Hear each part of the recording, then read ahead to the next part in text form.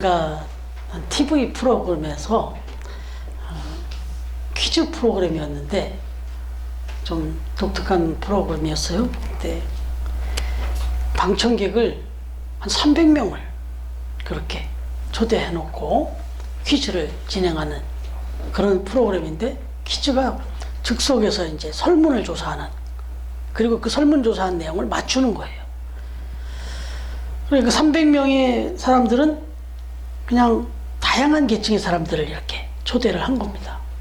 그렇게 해서 그 다양한 계층에서 모인 300명의 그 방청객에게 설문조사를 즉석으로 한 후에 그 결과를, 질문을 통해서 이제 결과를 이렇게 맞추는 그런 방식으로 진행이 됐는데, 기억나는 질문이 이거였습니다. 그 300명의 방청객에 준 질문이, 만약 당신이 일제시대에 태어났다면 독립군이 되었겠느냐? 만약에 당신이 일제시대에 태어났다면 독립군에 자원을 했겠느냐? 독립군이 되었겠느냐? 이런 질문이었어요. 그랬더니 이제 몇 명이나 대답이 나왔는지 그걸 이제 맞추는 거예요. 여기 나온 그 출연자들이. 그런데 그 출연자들도 놀랬고 사회자도 놀랬던 것은, 결과가 나왔는데 생각보다 많은 사람이 독립군이 되겠다. 내가 만약에 그 당시 일제시대 때 태어났다면 나도 독립군이 되었을 것이다 라고 대답했다는 거예요. 몇 명 정도 대답했을 것 같아요, 여러분은요? 300명 중에서. 제가 이미 힌트를 드렸는데, 그쵸, 89명이 대답했습니다. 300명 중에서 89명이, 그러니까 10명 중에서 3명, 4명 정도 이상이, 한 서너 명이 난 독립군이 됐을 것이다, 이렇게 대답했다는 거예요. 근데 사실 이제 사회자가 놀랬던 거나 또 이 출연자가 놀랬던 것은, 아무래도 여기 이제 공개적인 입장에서 생각을 하는 거고, 그 사람들은 좀 익명이에요.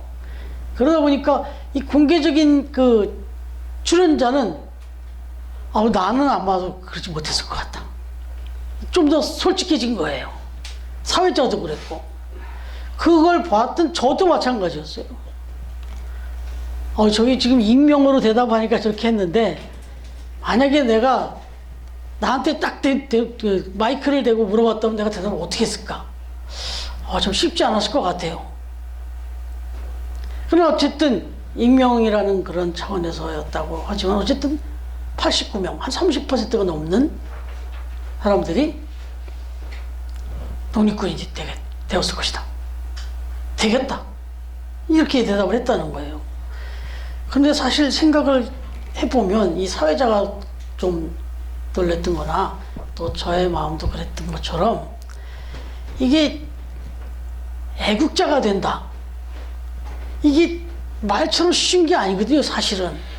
우리가 생각할 때 애국자 그러면 아주 작은 일도 충분히 애국자로 얘기할 수 있는데, 적어도 우리가 이렇게 독립군을 얘기하고 뭔가 나라의 어떤 중차대한 위기나 중차대한 상황에서 헌신하고 희생하고 이렇게 할 수 있는 애국자, 그런 애국자가 된다는 건 정말 쉽지 않다는 것을 생각하게 되는 겁니다. 여러분, 지금 월드컵이 이제 거의 끝났어요. 이제 오늘 저녁이면 결승전하고 끝난다는데, 우리가 16강에 올라가는 이 과정까지도 그 추운 날 광화문에 나가서 그렇게 새벽 3시, 4시에도 경기돼 있잖아요. 그런데도 그곳에 나가서 누가 그걸 알아준다고, 거기 나온 사람들한테 나라에서 보상해 주는 것도 없잖아요. 그 추운 날, 그리고 또 그렇게 하고 나면 그 다음날 일을 한다든지 자기의 일정에도 지장이 있고, 그런데도 불구하고 수많은 사람이 쏟아져 나와서 응원을 했어요. 눈물을 흘리고 막 그랬습니다. 16강 진출이 확정되자 막 눈물을 펑펑 흘리고 내렸어요. 누가 봐도 애국자잖아요. 누가 봐도 애국자들이에요. 지금 누가 뭘 그렇게 보상해 준다고. 그 추운 날씨에 그 광장에 나가서 올림픽 때는 안 그런가요? 또 각각 집안에서. 근데 여러분, 적어도 우리가 이제 조금 더 깊이 들어가서 진정한 애국자라고 우리가 이렇게 좀 얘기할 만한 그런 요소로 들어가 보면 좀 부족하죠. 그 정도 가지고 야, 정말 애국자가 많구나 이렇게 얘기하기는 조금 부족함이 있죠. 정말 애국자라고 우리가 여기서 같은 애국자 이렇게 얘기하지만 진정한 애국자라고 얘기할 때는 거기에는 고난과 희생, 그리고 때로는 죽음까지도 각오해야 하는 그런 상황에 처하게 될 때라도 기꺼이 내 이익, 내 안위 이런 것보다는 먼저 나라와 국가를 생각하는 그런 마음으로 결단할 수 있을 때 그런 사람을 우리가 진정한 애국자다 이렇게 얘기할 수 있는 거 아니겠습니까? 여러분, 하나님의 나라도 마찬가지예요. 사실은 이런 애국자들이 있어서 우리나라가 여기까지 지금 이렇게 존재하는 것인 것처럼 하나님의 나라도 애국자가 필요합니다. 하나님의 나라에도 애국자가 필요해요. 그래서 하나님의 나라의 애국자를 다른 말로 표현하죠. 사명자다 이렇게 말합니다. 하나님의 나라의 애국자는 사명자라 이렇게 말하죠. 하나님의 나라를 위해서도 기꺼이 나의 모든 소유와 나의 생명까지도 기꺼이 내어놓을 수 있고 그런 결단할 수 있는 사람, 이런 사람을 하나님 나라의 애국자, 다른 말로는 사명자라 이렇게 말하는 거죠. 사실 이런 관점에서 생각을 딱 돌려놓고 보니까 이 땅에 많은 사명자들이 있습니다. 1차적으로는 이렇게 하나님의 부름을 받고 사명을 받고 안수를 받고 목회자가 된 이런 사명자들, 그리고 또 예수 그리스도를 영접하고 내가 하나님을 믿는다, 하나님의 나라를 믿는다 하고 교회를 다니는 신앙인들도 사명자죠. 이건 아무나 이렇게 안 하거든요. 저와 여러분이 여기 이렇게 와서 예배를 드리고 있는 것은 이건 이미 부르심을 받은 거예요. 이미 사명자로 앉아 계시는 거예요. 이미 사명자로 출발을 하신 겁니다. 그런데 아까도 말씀드린 대로 진정한 애국자, 진정한 사명자의 길로 들어가다 보면 거기에는 뭐가 필요하냐면 헌신과 희생이 필요하더라는 거죠. 때로는 심각하게 순교의 자리까지 나가는 죽음까지도 각오해야 되는 게 사명자더라 이거죠. 그런데 하나님의 나라는, 특히 하나님께서는 정말 찾고 계십니다. 이런 사명자들을. 하나님의 나라를 이 땅에 회복하고 하나님의 뜻을 이 땅에서 이루기 위해서 사명자가 꼭 필요하거든요. 그런데 그냥 1차적으로 부름받고 나면 그 정도의 사명에서 끝나는 게 아니라 정말 다른 사람들을 구원하고 다른 사람들을 하나님 나라로 이끌 수 있는 그런 사명자를 필요로 한다고 그러죠. 그래서 헌신과 희생을 요구한다. 오늘 본문의 내용에 바로 그런 면에서 사명자 이야기가 나오는 겁니다. 사명자들의 이야기. 오늘 본문은 데살로니가에 이제 복음이 전해져서 교회가 세워진 과정을 짤막하게 기록해주고 있는데, 여러분 빌립보 교회에서 이제 감옥에도 갇히기도 하고 또 거기서 그 과정 속에서 오히려 또 간수도 구원하고 이렇게 다 역사를 이루면서 넘어왔어요. 다음으로 넘어온 곳이 데살로니가였어요. 데살로니키라고 요즘 그렇게도 하는데 데살로니가로 이제 온 겁니다. 이 데살로니가에 와서 이제 복음을 전하게 됐는데 여긴 꽤 큰 도시였습니다. 그런데 여기서 3주간을 머물면서 회당을 중심으로 해서 예수님의 십자가와 또 부활의 그 복음을 이렇게 전했는데 이곳에서 많은 사람들이 복음을 받아들이기 시작했습니다. 그런데 중요한 거는 이 데살로니가라는 지역의 그 어떤 특징이 사람들이 아주 과격하고 좀 거친 그런 사람들이 모여있는 곳이었습니다. 그러다 보니까 또 이 복음을 전하는 데 있어서 아주 그 반응이 막 불같이 일어나기도 했는데, 또 그런가 하면 이것에 대해서 시기심이 불타는 사람들도 또 있었어요. 그리고 여기 또 소개되는 건 막 거리에 불량배들도 많고, 특히나 시기심에 가득한 유대인들이 이 바울이 그리고 이 신라가 와서 복음을 전하면서 많은 사람들이 막 예수를 믿고 이렇게 회개하고 결신하고 헌신에 막 그 결단하는 사람들이 막 생기기 시작하니까 이 시기심에 불타가지고 이거 안 되겠다, 이거 잡아서 이걸 막아야 되겠다, 이런 생각을 하게 된 거죠. 그래가지고는 그냥 자기들이 정상적인 방법으로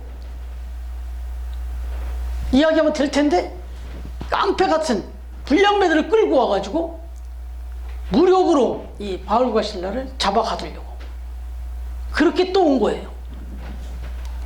그렇게 찾아온 게 야손이라고 하는 사람의 집이었습니다. 그 당시에는 말씀드린 대로 다 교회가 집이 다 교회였어요. 복음을 받아들이면 자기 집을 열어서 그걸 교회로 그렇게도 했으니까. 특별히 바울과 신라가 머물던 집이 야손의 집이었단 말이죠. 그래서 이 야손의 집에 머문다는 정보를 알고는 여기 찾아 들어온 거예요. 어떻게 보면 습격했죠, 그냥. 그렇게 찾아 들어왔는데 이때 마침 바울과 신라는 외출하고 없었습니다. 다행일 수도 있겠지만 또 이 야손에게서는 사실 좀 위협적인 상황이 됐어요. 그래서 바울과 신라가 없는데 찾아왔더니 빼돌린 거 아니고 어디 감춰놓은 것 같이 생각하고 이 야손을 막 이제 협박을 하는 거죠. 그리고는 바울과 신라를 발견을 못하겠으니까 너라도 끌고 가야 되겠다 하고는 야손을 그냥 붙잡고 끌고 간 거예요. 그 불량배들이 뭐 그냥 부드럽게 끌고 갔겠어요? 거의 깡패 같은 사람들을 데리고 왔으니 아주 거칠게, 때로는 뭐 폭력을 행사하면서 끌고 갔겠죠. 뭐 매도 맞았을 수 있고 협박도 받고 위협을 느끼면서 그렇게 이제 끌려갔던 거죠. 오늘 6절 7절에 보면 이렇게 말하죠. 천하를 어지럽게 하던 이 사람들이 여기도 이름에 야손이 그들을 맞아들였도다. 이 사람들이 다 가이사의 명을 거역하여 말하되 다른 임금 곧 예수라 하는 이가 있다 하더이다. 이렇게 마치 바울과 신라를 천하를 소동케 하는 아주 이단의 괴수들로 이렇게 몰아붙이면서 이제 그를 잡아오려고 했는데 어디다 숨겼는지 모르겠고 이 야손이라는 인간이 그런 사람들을 숨겨주고 있다. 그래서 지금 데리고 온 거다. 그런데 한 걸음 더 나갔어요. 이 바울과 신라가 그냥 천하를 지금 어지럽게 하는데 어느 정도냐, 가이사의 명을 거역해서 다른 사람을 임금이라 왕이라 막 추대를 한다. 그게 예수다. 이렇게 얘기를 하면서 나라를 마치 이렇게 전복하려는 반역죄에 해당하는 역모를 꾸미는 사람인 것처럼 그렇게까지 막 몰아버린 거예요. 그냥 단순히 종교적인 것이 아니라. 근데 이게 이제 왜 더 문제가 되냐면 이런 식으로 해서 진행이 돼가지고 바울과 신라가 그렇게 처형이 되거나 그렇게 만약에 법적으로 처리가 되면 더 이상 어떻게 예수 그리스도를 전할 수 있고 복음을 전할 수 있겠냐고. 끝나는 거예요, 그러면. 그야말로 이제 더 이상 이 선교가 진행되는데 치명적인 그런 방해가 되는 거죠. 이 말을 들은 읍장이라고 하는 이제 원로들, 이 원로들은 이 이야기를 들으면서 오히려 이 인간들 때문에 이 복음이 그 사람들이 생각할 때는 복음이라고 생각할지도 모르겠지만 자기들이 생각하는 유대교회 그 마음으로는 자기들이 신앙생활하는 것도 어려워지겠다. 잘못하면 영무죄 막 씌우고 해가지고 이게 자기들에게 핍박이 오면 완전히 아무것도 안 되겠구나 이런 생각이 드니까 이거 가만두면 안 되겠다 싶은 거예요. 그래가지고는 그 사람들을 이제 핍박하게 되는 거죠. 야손과 그 일당을 막 핍박하게 되는 거예요. 협박하게 되고. 그런데 생각해 보시면 이 지금 야손이라고 하는 사람들과 이 형제들은 말씀드린 대로 지금 데살로니가에 와서 복음을 전해서 복음을 받아들이는 3주도 채 안 된 사람들이에요. 지금 복음을 받아들인 지, 다시 말하면 예수를 믿은 지 3주도 채 안 된 사람들이라고. 근데 이런 사람들한테 갑자기 이렇게 막 핍박이 왔잖아요. 그리고 또 자기들이 직접 전한 것도 아니잖아요. 바울과 실라가 전하고 자기들은 듣기만 한 거잖아요. 물론 내가 믿는다라고는 했겠지만 뭐 그들 앞에서 나 아직 그렇게 확실하게 뭘 고백한 것도 없다라고 이렇게 부인하면 끝나는 거고, 그리고 우리는 그렇게 한 적이 없다. 그리고 바울과 실라 어딘지 모른다. 더 심하게는 그 사람들 우리 집에 온 적 없다. 뭐 이렇게 부인하면 될 거 아니에요. 근데 아무런 저거 없이 그냥 끌려갑니다. 그냥 끌려가서 그 협박과 그 고통과 고난을 그냥 받습니다. 그대로. 그러면서 일절 부인하지 않습니다. 근데 여기에는 그 내용이 자세하게 설명이 안 돼 있는데, 이때 상황을 데살로니가전서 1장 3절에 보면 이렇게 평가를 해요. 예. 한번 누가 찾아봐 주실래요? 우리 연승이가 오셔서. 예. 데살로니가전서 1장 3절, 그리고 거길 펴놓으세요. 예. 너희의 믿음의 역사와 사랑의 수고와 우리 주 예수 그리스도에 대한 소망의 인내를 우리 하나님 아버지 앞에서 끊임없이 기억하니. 예. 그 다음에 6절은요. 또 너희는 많은 환난 가운데서 성령의 기쁨으로 말씀을 받아 우리와 주를 본받는 자가 되었으니. 예, 이게 바로 이 데살로니가 전서예요. 이게 바로 이 지금 데살로니가 교회가 이런 핍박과 이런 어려움을 겪은 중에서 어떻게 믿음을 지켰는지를 여기 설명해 주고 있어요, 바울이. 그러니까 오늘 사도행전에는 그 얘기가 별로 없지만 데살로니가 전서 편지를 써서 보낼 때는 그때 상황에서 너희들이 그 3주도 안 된 그런 신앙 가운데서, 그렇게 짧은 역사 가운데서도 어떤 많은 환난 가운데서도 성령의 기쁨으로 말미암아 말씀을 받고 우리와 주를 본받는 자가 되었었다, 이렇게 칭찬하더라 말이죠. 그러니까 이게 이제 다시 말하면 서두에 말씀드린 대로 하나님 나라의 애국자, 하나님 나라의 사명자의 자세였다라는 거죠. 그냥 예수님을 믿는다, 하나님을 믿는다는 정도가 아니라 핍박과 고난이 오자 그때 믿음을 확실하게 보여주더라는 거죠. 여러분, 데살로니가 교회는 이러한 고난과 환난의 일들을 겪으면서도 끝까지 예수를 잘 믿겠다는 결단을 보여줌으로써 세워진 그런 교회였다는 거죠. 시작부터. 막 데살로니가 예수 믿는다 그러면 깡패들한테 그냥 폭력을 당하고 위협을 당할 만한 그런 지경이었는데, 그리고 오늘 여기 깡패들 이 무리들이요, 이제 이 말씀 지나고 넘어가면 베레아로 갑니다. 베레아로. 사도 바울하고 이 실라 일행이 여기를 피해서 이제 또 베레아로 가는데 거기까지 따라가요. 거기까지 따라와서 막 또 복음 전도를 방해하고 또 막 그렇게 협박을 합니다. 그런 곳인데, 그런 곳에 그들이 예수를 믿고 교회가 이렇게 세워졌다는 소문이 마게도니아와 아가야 지역뿐만 아니라 각 지역에까지 다 소문이 나게 되었다. 이게 또 데살로니가전서에 나오는 얘기예요. 지금 찾으셨으니까 7절, 8절 계속 한번 읽어봐 주실래요? 그러므로 너희가 마게도냐와 아가야에 있는 모든 믿는 자의 본이 되었느니라. 주의 말씀이 너희에게로부터 마게도냐와 아가야에만 들릴 뿐 아니라 하나님을 향하는 너희 믿음의 소문이 각처에 퍼졌으므로 우리는 아무 말도 할 것이 없노라. 예, 더 할 말이 없을 정도로 그렇게 믿음으로 철저하게 믿었다는 거예요. 그러니까 여기서 우리가 느끼는 건 뭔지 아시겠죠? 교회를 뭐 10년 다녔냐 20년 다녔냐 경력이 중요한 게 아니에요. 3주밖에 안 다녔어도 분명히 제대로 믿으면 이렇게 하나님 나라의 애국자가 될 수 있다. 사명자가 될 수 있다. 그리고 하나님은 진짜 이런 믿음을 원하시는 거죠. 그러니까 이 소문이 난 거예요. 그런데 이게 어떤 비결이었냐? 배웠다는 거예요. 본받았다는 거예요. 누구? 사도 바울에게 본받았다는 겁니다. 그래서 정말 신앙생활을 대충 하면 안 됩니다. 정말 제대로 해야지. 그래야 정말 사명자고 그게 하나님 나라의 애국자죠. 하나님이 정말 기뻐 받으실 만한, 그리고 그런 교회야 역사가 일어나요. 역사가 일어나는 겁니다.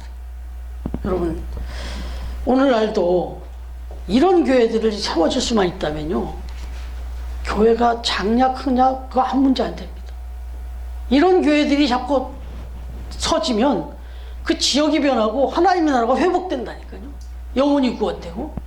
이런 아주 정말 이런 그 소수 정예라도 정말 제대로 되는 거죠.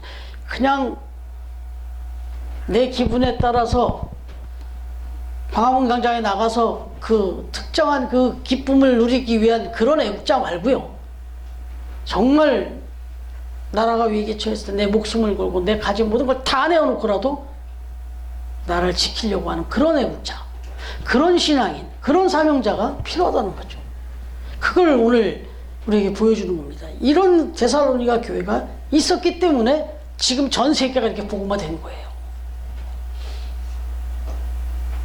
여러분, 한 가지 더 보시면요, 9절에 무리들과 읍장, 원로들이 야손과 그 형제들에게 보석금을 받고 풀어줬다, 이렇게 기록하고 있죠.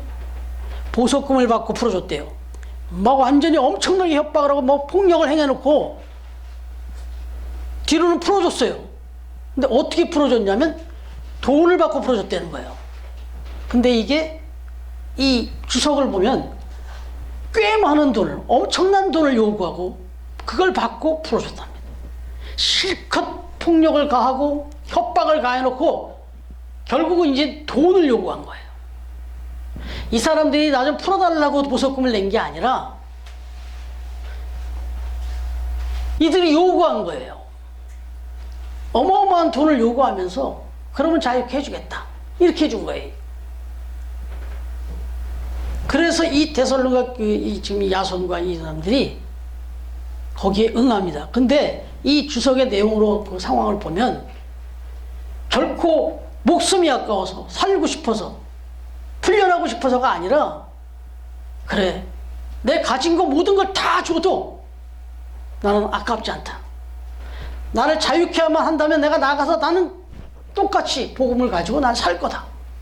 그래, 가져가라 하는 마음으로 다 내놨다는 거예요. 그런 걸 요구해도 아까워하지 않고 다 내놓고, 그리고 자유함을 얻고 나와서 열심히 이 믿음의 역사, 사랑의 수고, 소망의 인내를 이루면서 멋지게 신앙생활을 했다는 거예요. 여러분, 이건 좀 더 구체적이잖아요. 육체적으로 뭐 그렇게 협박을 받고 폭력을 당하고 그렇게 하는 것도, 정말 그걸 이겨내고 견디는 것도 쉬운 일이 아니지만, 내가 지금 모든 걸 다 쏟아내고 다 뺏겨도 그걸 다 줄지라도 나는 이 복음을, 믿음을, 신앙을 포기하지 않겠다, 이런 얘기잖아요. 이런 정도가 이제 하나님 나라의 애국자다, 이 사명자다, 이런 얘기입니다. 여러분, 우리 처음 교회가 이렇게 세워졌습니다. 처음 교회를 이렇게 세울 때 저희도 분명히 캐치프레이즈를 걸었죠. 처음 뜻, 처음 사랑, 처음 믿음. 여러분, 이 뜻이 뭐였습니까? 이 교회는 철저히 하나님의 것이다. 여기서 누구도 인간이 주인 노릇하면 안 된다. 오로지 하나님 것이다. 그러면 이 교회는 누구 뜻대로 움직여야 돼요? 하나님의 뜻대로 움직여야 되잖아요. 그래서 우린 재직회 같은 거 안 하겠다고 그랬잖아요. 우리가 인간적으로 뭘 상의해가지고 뭐 다수결해가지고 결정하고 그러지 말자 그랬잖아요. 하나님이 말씀해 주시는 대로, 하나님이 세우신 종을 통해서 말씀하시면 그걸 가자. 그런데 종도 정확하게 제대로 분별할 수 없을 때가 있으니까 만약에 우리가 같은 마음이 다 되면 그대로 가는 거고, 혹시 우리 교우들 안에서 또 저와의 생각에 뭔가 차이가 생기면은 기도하자. 그리고 하나님께 직접 묻자. 제비 뽑자 그랬잖아요. 이런 마음으로 가자는 거죠. 그럼 내 생각하고 좀 달라도 가는 거예요. 내 마음에 좀 안 차도 그 모습만 맞으면 가는 거예요. 그 다음에 처음 사랑. 처음 예수님을 믿고 처음 교회를 이렇게 또 탁 결정하고 나올 때 그 순수하고 그 좋았던 그 마음, 그 사랑의 마음을 끝까지 가져가자. 변하지 말자는 얘기죠. 끝까지 하나님을 향한 그 사랑을 식지 말자. 그런 뜻으로. 그리고 마지막 처음 믿음은 그 하나님에 대한 그 믿음을 배반하지 말자. 이거 가지고 우리 믿음을 지키면서 끝까지 가자는 거죠. 그런데 이것만 가지고는 50점이라고 말씀드렸죠. 나머지가 뭐냐면 여기 보면 처음 미션 처치라고 해요. 미션 처치. 미션이 뭐예요? 사명입니다.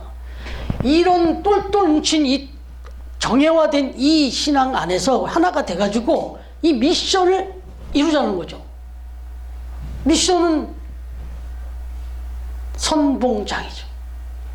그래서 우리 처음 교회는 우리 집사님들하고 갖고 얘기할 때도 그러고,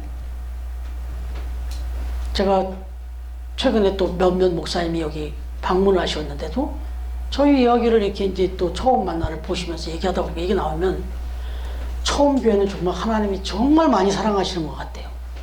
그래서 제가 그랬어요. 아멘입니다 그랬어요. 그냥 한 소리가 아닙니다. 진짜예요. 하나님이 처음 교회를 정말 많이 사랑하신다는 걸 정말 많이 느끼더라고요. 지금 또 놀라운 일들이 또 하나님이 막 만지고 계시는 것 같아요.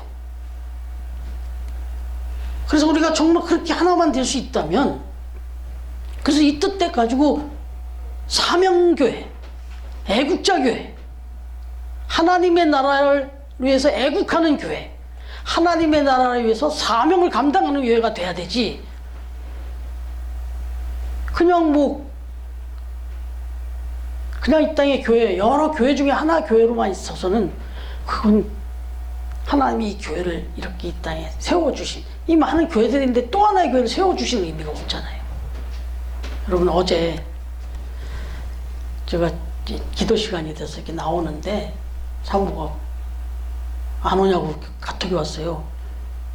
딴 날보다 더 빨리 카톡이 왔어요. 제가 기도 시간보다 좀 나름 서둘러서 나온다고 나오고 있는데, 그래서 지금 가고 있어요 하고 이제 왔어요. 딱 이렇게 들어오는데, 아시잖아요. 제가 저쪽으로 이렇게 한번 들어오고 항상 인이 들어온단 말이에요. 저기도 막 하도 인사들 많이 하시니까 인이 들어온다고 이렇게 또 들어오면서 저쪽을 이렇게 보면서 이렇게 들어오는데, 여기 사모랑 점장님이 앉아 계신 거예요. 여기 세이브전 점장님이 저 안에 앉아 계시고 이 사모가 앉아 있는 거예요. 그래서 들어오다가 깜짝 놀랐죠. 그랬더니 제가 놀란 것보다 그분이 더 놀라시는 거예요. 뻘떡 일어나서 막 너무 놀라시고 맞이하시는 거예요. 그분이 저를 맞이하시더라고.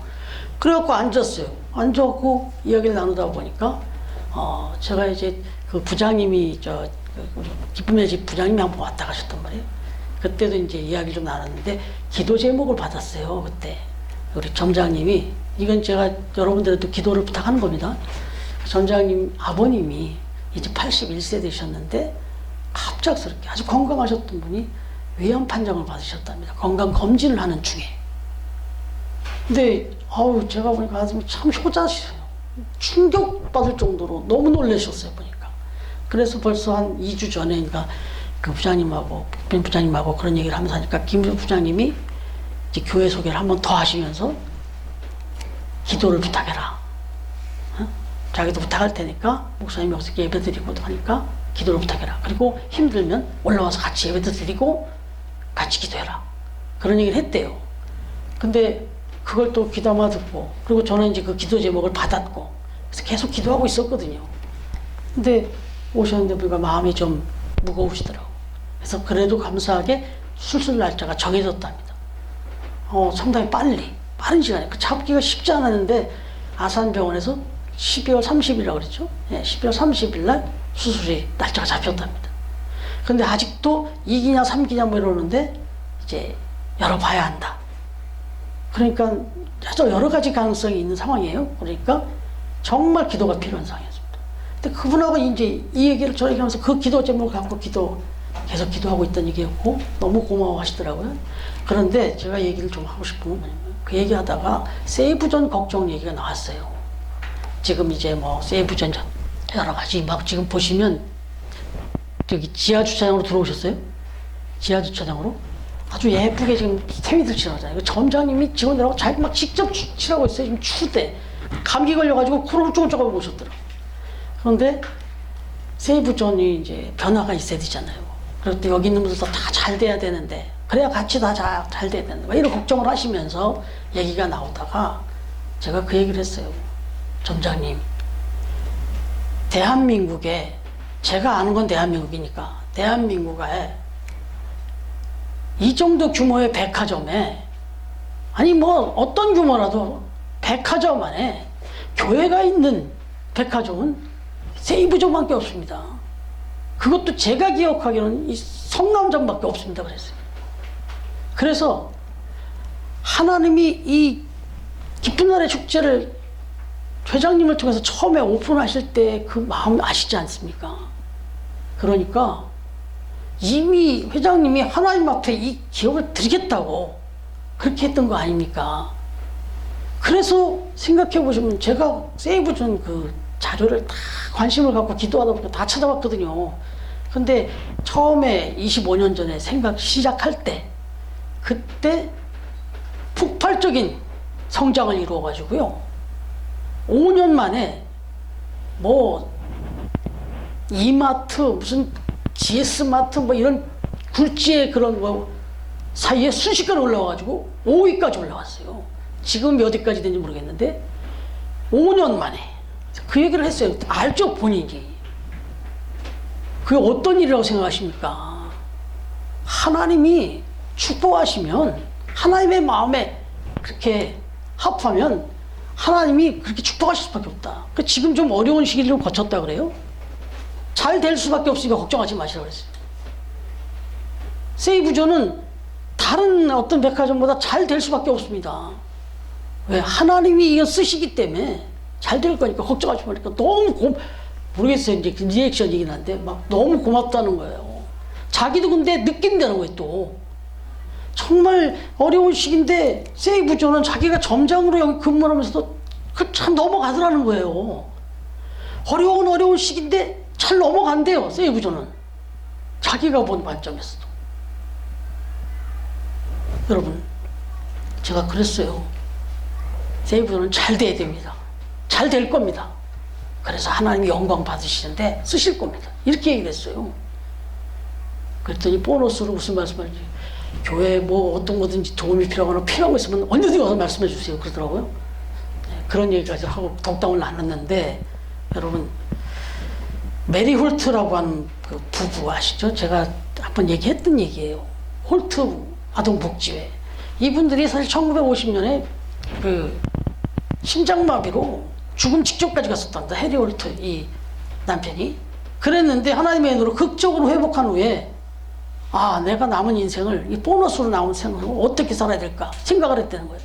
그 생각하는 가운데 1955년에 이 다큐멘터리 하나 본 거예요. 그게 이제 전에 말씀드린 대로 6.25 전쟁으로 인한 한국 전쟁고아들의 비참한 삶을 다는 그 다큐멘터리를 미국에서 본 거죠. 그리고는 아 이거구나. 내가 보너스로 준 이 삶을 통해서 내가 살아야 될 게 뭔가 했더니 이거구나. 내가 저들의 아버지가 부모가 돼야 되겠다. 뭐 여러 명이 아닐지라도. 그리고서 한국으로 날라왔다는 거 아니에요. 태평양을 넘어서. 그래가지고는 그때 입양에 들어간 게 8명이에요. 그렇게 데려가는 것이 이제 소문이 나고 또 소문이 나가지고 많은 사람들이 또 입양을 하고 이러면서 결국 이분들이 홀트 아동복지회를 1957년에 세우고 50여 년 동안에 이르기까지 7만여 명이 넘는 아이들을 딱 입양을 해줍니다. 우리나라로서 무슨 정말 여긴 어마어마한 훈장을 줘도 지금 감사해야 돼요. 결국 해리 홀트라고 하는 분은 65년 4월에 일산에서 별세를 했는데 말리 홀트 여사 부인은 2000년도에 7월 30일에 별세를 했습니다. 근데 이 말리 홀트 여사가 마지막에 떠나기 전까지 아주 열심히 운동을 했대요. 그 고령의 나이에도 열심히 나가서 운동을 했대요. 아침마다 새벽 4시 45분이면 꼭 일어나가지고 계속 운동을 했답니다. 근데 이렇게 운동을 이렇게 열심히 하느냐, 뭐 건강을 위해서 그러는 거다 생각했겠지만, 이렇게 물었더니, 기자가 물었더니, 저는 아직도 할 일이 너무 많이 있기 때문에 건강해야 됩니다. 그랬다는 거예요. 아직도 정말 돌봐야 될, 또 품어야 될 아이들이 너무 많이 있어서 자기는 건강 안 하면 안 된다는 거예요. 그러니까 우리는 건강이 목적일 때가 많잖아요. 근데 이분은 건강이 목적이 아니었어요. 여러분, 건강해야죠, 우리가. 그냥 건강하기만 하면 먹을 건데요, 그래가지고.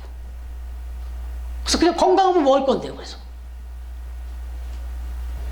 건강해가지고 그냥 잘 먹고 잘 사는 걸로 끝나는 게 그게 인생이겠냐는 거예요. 하나님이 우리에게 사명을 주셨을 때는, 건강을 주셨을 때는, 또는 물질을 주셨을 때는, 그거 가지고 하나님 영광을 위해서, 하나님의 나라 애국자로 살라는 거죠. 하나님 사명자로. 그 얘기입니다. 여러분, 우리가 건강해야 되는 이유도, 또 우리가 좀 더 잘 살아야 되는 이유도, 아니 근데 하나님은, 하나님의 사명자들은, 제가 말씀드렸잖아요. 우리 최 집사님이 얘기했듯이 사명 있는 사람은 안 아파요.